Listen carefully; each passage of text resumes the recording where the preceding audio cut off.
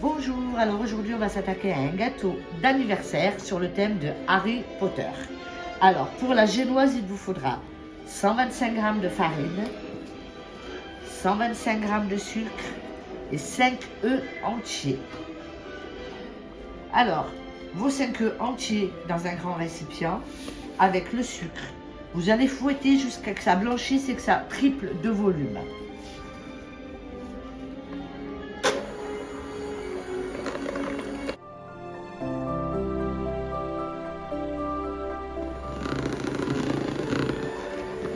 Alors voilà, pour moi la texture est bonne.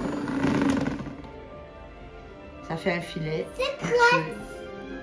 Voilà, à ce moment-là, on incorpore toute la farine en la tamisant. C'est très important. Tu vois, Pougette. On met 125 g de farine, ma puce.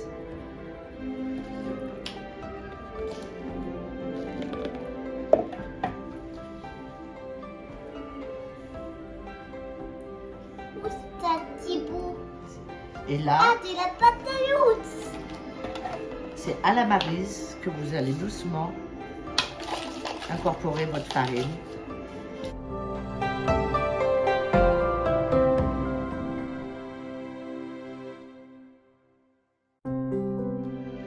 Voilà, jusqu'à obtenir une texture C'est bon la pâte? très onctueuse, sans grumeaux, Je sais pas. que vous allez donc mettre dans le moule de votre choix.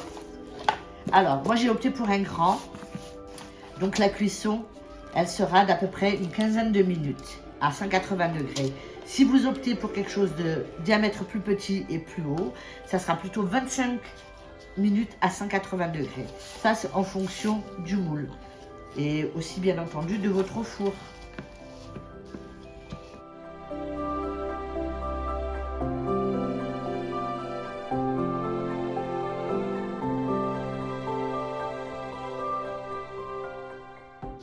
Alors, vous tapotez. Oh, la plume d'Harry Potter. Là, le niveau des glaces. Vous tapotez gentiment et ça part au four. Alors voilà, pour garnir le gâteau, j'ai 150 g de sucre glace, 200 ml de crème fraîche entière, 30% de matière grasse, 500 g de mascarpone. Moi, c'est mon choix, je l'aromatise à la fraise et je vais aussi garnir avec des morceaux de fraise. Après, ça c'est à votre volonté. Si vous voulez mettre un autre arôme ou pas du tout d'arôme, vous pouvez aussi. Alors, vous allez commencer par casser un petit peu votre mascarpone au fouet.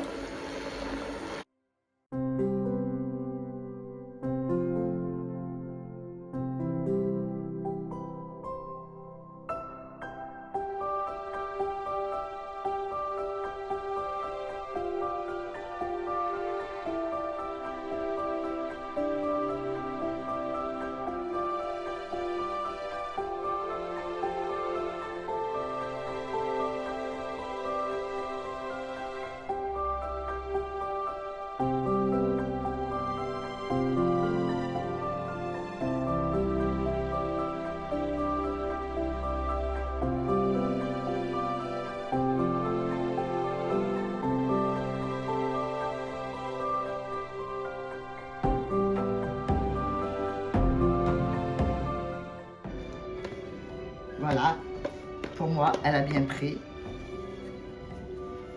Je veux des bulles. Ok, Tu fais des bulles. bah, quand on aura fini le gâteau, Mémé te donnera des bulles, d'accord? S'il te plaît. Il n'y a pas de problème. Dès qu'on aura fini le gâteau. Maman. Ensuite, j'ajoute ma cuillère à soupe d'arôme fraise, qui est toujours comme à l'accoutumée, je le mets. C'est sans colorant, c'est juste pour donner du goût. Et là, je l'incorpore délicatement à l'aide d'une maryse.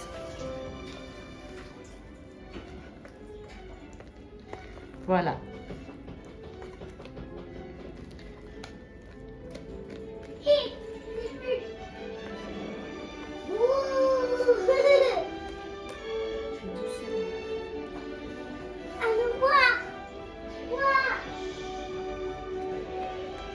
Voilà ma crème pour garnir mon gâteau. elle est prête. Je vais maintenant préparer mes fraises. Je mets ça de côté. La génoise est déjà cuite, elle est en train de refroidir. Alors, je vais couper des petits morceaux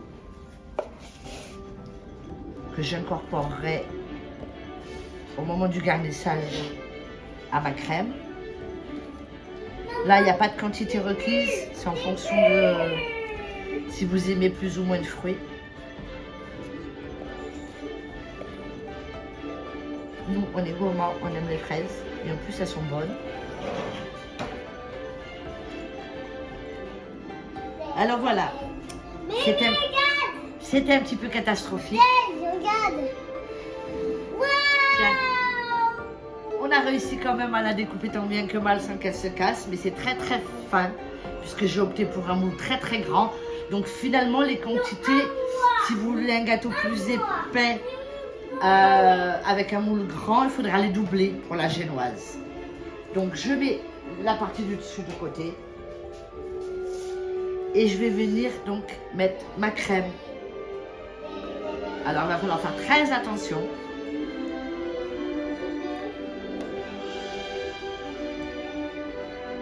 Je vais prendre la moitié de ma crème.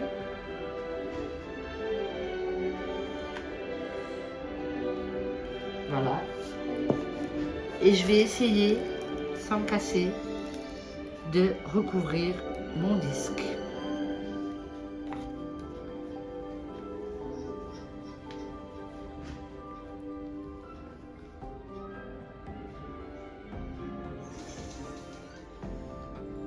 Alors, tant bien que mal, j'ai réussi à recouvrir le disque de génoise complètement. Là, je vais venir le parsemer de fraises. Catastrophe aujourd'hui. Alors, la puce, elle veut manger mes fraises. Heureusement, on y a pensé avant. Là, c'est des quantités, c'est comme vous voulez. Moi, j'aime avec beaucoup de fruits. Si vous voulez moins, vous mettez moins.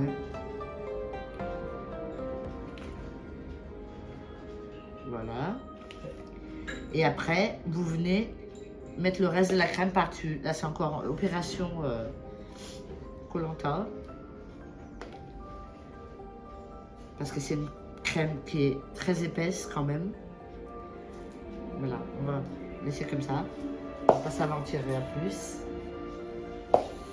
Et donc le reste de votre crème au-dessus.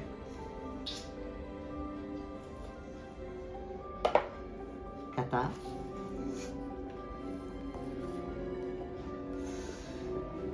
Vous en mettez un peu de partout.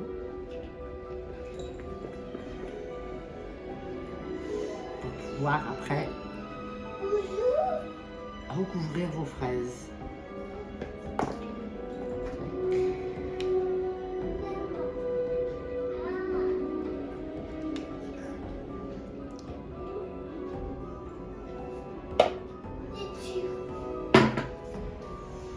Il nous aura donné du fil à retordre d'Harry Potter. Ça ne m'étonne pas. Bon, c'est pas grave. On va y arriver à recouvrir tout ça. Alors, tant bien que mal, on a couvert. C'est pas parfait, mais c'est pas grave parce que moi, à la fin, ma déco, il y aura du sucre, de la pâte à sucre dessus. Là, on y va. Hop, on pose. Yep. Dessus. On presse un peu. Voilà, alors si vous voulez mettre une garniture de crème en déco, bien sûr il vous faudra plus de crème et puis couvrir tout ça. Moi, comme je vais couvrir de pâte à sucre, ça m'intéresse pas, je peux le laisser comme ça. Alors voilà, l'étape suivante c'est de couvrir le gâteau avec de la pâte à sucre. Pour moi, elle sera blanche. Auparavant, on va badigeonner de confiture à la fraise pour faire adhérer la pâte à sucre.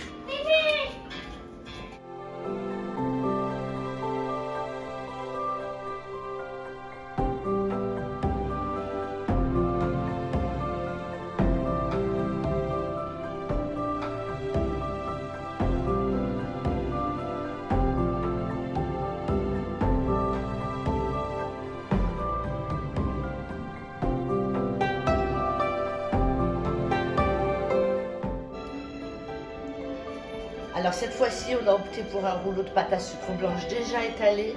Parce que après, pour le reste de la déco, je vais avoir beaucoup de modelage à faire. Donc ça fait un petit peu moins de boulot.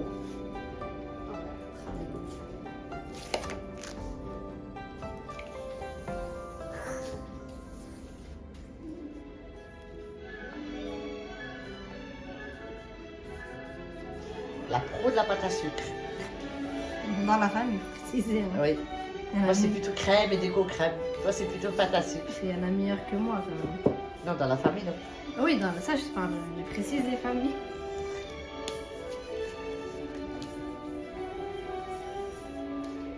Alors voilà, il faut de temps en temps les tirer pour qu'elles prennent bien fort. C'est ça. Faut avoir de la patience, surtout. C'est beaucoup de travail.